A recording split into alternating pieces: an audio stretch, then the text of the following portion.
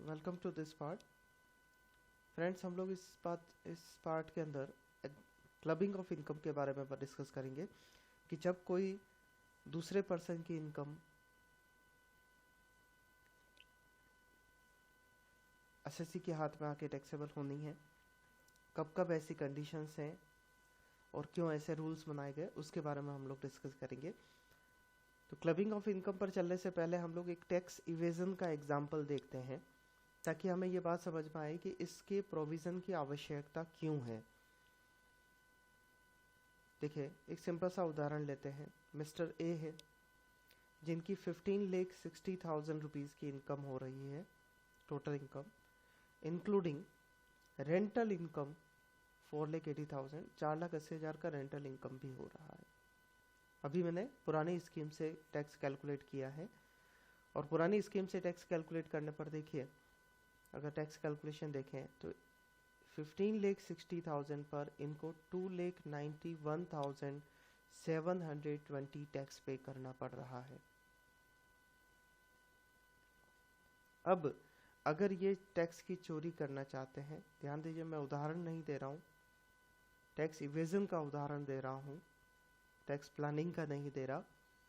इन्होंने 4,80,000 रुपये किसी नेक्स्ट पर्सन को, मिस्टर बी को दे दिए, इनकम ट्रांसफ़र कर दी, एसेट ट्रांसफ़र नहीं की, और 4,80,000 रुपये पे जब बी पर टैक्स बनेगा तो वो टैक्स पेबल जो होगा वो निल हो जाएगा।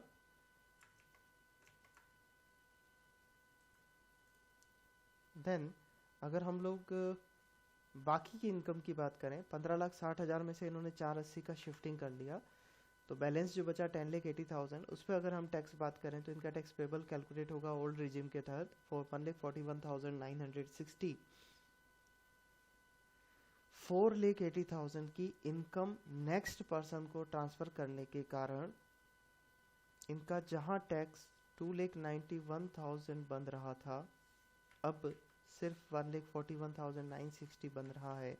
इन्होंने टैक्स की चोरी की है 1,49,760 रुपीज़ की, जो कि कम्प्लीटली इलीगल है। इसी प्रकार के ट्रांसफ़र्स को रोकने के लिए क्लबिंग ऑफ इनकम से रिलेटेड प्रोविजंस बनाए गए, जो कि कुछ इस प्रकार से हैं, सेक्शन 60 से स्टार्ट हो रहे हैं। तो मैं कुछ समरी आप लोगों को एक्सप्लेन कर रहा हूं। यदि सेक्शन 60 पे चलें, transfer of income without transfer of assets, जो हमने अभी उदाहरण देखा कि एसेट्स का ट्रांसफ़र किए बिना अगर केवल इनकम का ट्रांसफ़र कर दिया जाए, तो ये रूल दिया गया है कि जो पर्सन रेसिपिएंट है वो इनकम उसके हाथ में टैक्सेबल नहीं होके जिस व्यक्ति ने ये इनकम ट्रांसफ़र की थी उस ट्रांसफरर के हाथ में इनकम टैक्सेबल होगी। और ऐसा होना भी चाहिए, क्योंकि टैक्स इवेजन के पूरे चांस हो रहे हैं। बिना कंसिडरेशन के अगर बिना एसेट्स ट्रांसफ़र किए इनकम ट्रांसफ़र की गई है, तो उस केस में रेसिपिएंट के हाथ में टैक्सेबल ना होके ट्रांसफरर के हाथ में ये इनकम टैक्सेबल होनी है। चलिए सेक्शन 61 पर चलते हैं, रिवोकेबल ट्रांसफर ऑफ एसेट्स।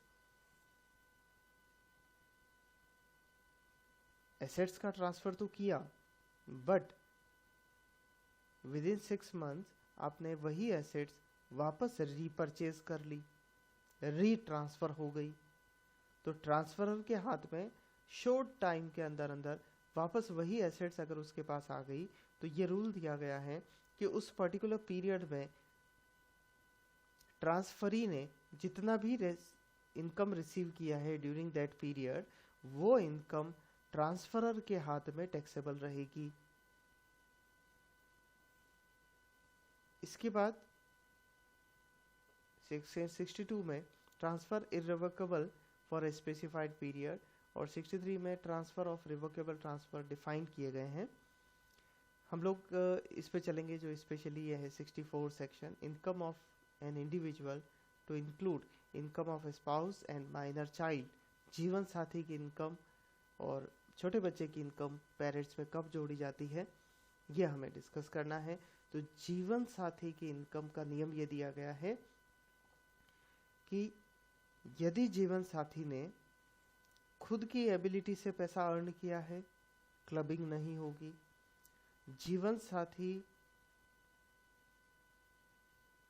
का शब्द हुआ हस्बैंड और वाइफ का, हस्बैंड के लिए वाइफ, वाइफ के लिए हस्बैंड, इन्हें जीवन साथी माना जाएगा अगर हस्बैंड वाइफ का रिलेशनशिप किन्हीं कंडीशंस में नहीं हो या नहीं रहा हो प्रॉपर्टी या इनकम ट्रांसफर करते समय। इन दैट केस क्लबिंग नहीं होगी। उदाहरण के लिए शादी से पहले अगर एसेट्स का ट्रांसफर किया गया है तो उस पर जनरेट होने वाली इनकम जीवन साथी की इनकम मानी जाएगी, ट्रांसफर की नहीं मानी जाएगी। तलाक होने के बाद में क्योंकि पति पत्नी का संबंध विच्छेद हो गया तो इस दशा में भी अगर कोई प्रॉपर्टी या इनकम ट्रांसफर होती है तो वो ट्रांसफर में क्लबिंग नहीं होगी।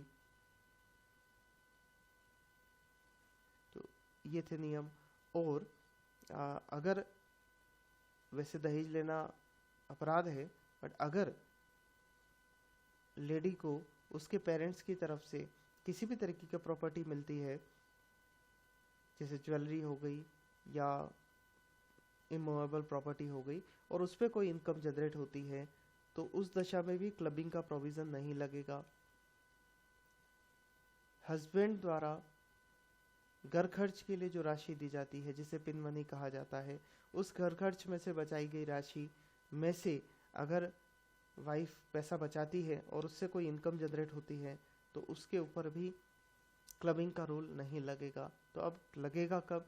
जब दोनों जीवन साथी में से किसी एक का एंटरप्राइज या संस्था के अंदर सार्वजन हित हो और वो उस सार्वजन हित की वजह से इल्लीगल अमाउंट विड्रॉ किया जा रहा है, तो उस दशा में क्लबिंग का रूल लग जाएगा। यहाँ पे मैं जैसे उदाहरण दे देता हूँ कि मिस्टर एक्स एक पार्टनरशिप फर्म में पार्टनर हैं, वहाँ मिसेस एक्स को सैलरी दी जा रही है बिना किसी एलिजिबिलिटी के, बिना किसी वर्किंग के, तो ये जो पेमेंट दिया जाएगा मिसेस एक्स को, वो मिस्टर एक्स के हाथों में टैक्सेबल होगा। यदि मिसेस एक्स एलिजिबिलिटी रखती हैं, खुद के नॉलेज से अर्न कर रही है, तो उस दशा में भी क्लबिंग का रूल नहीं लगेगा। नेक्स्ट पार्ट आता है माइनर चाइल्ड का।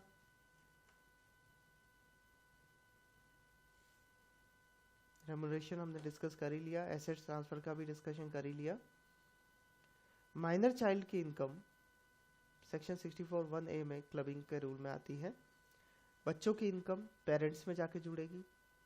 पेरेंट्स में माता या पिता, तो कौन किस में जाके जुड़ेगी? whichever which have who have more income, mister x Mrs x दोनों में से जिसकी इनकम ज़्यादा है उसमें जाके माइनर चाइल्ड की इनकम प्लस हो जाएगी।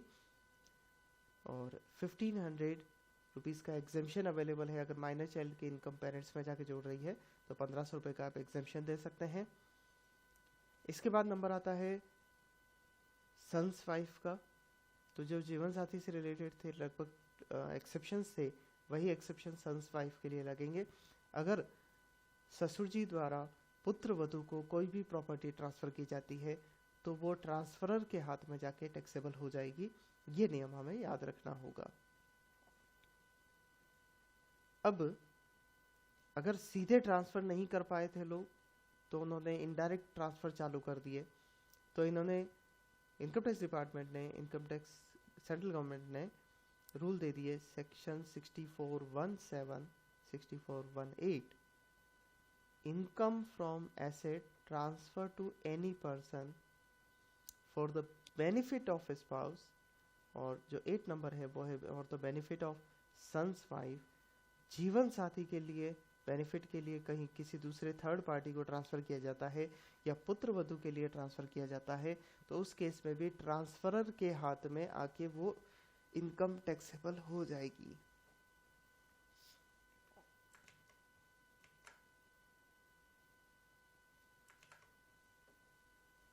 तो ये थे क्लबिंग से रिलेटेड कुछ प्रोविजंस। क्योंकि समय का अभाव है तो कंप्लीट डिटेल में मैं नहीं गया हूँ, मैंने इनकी समरी आपको बताने की कोशिश करी है। Thank you.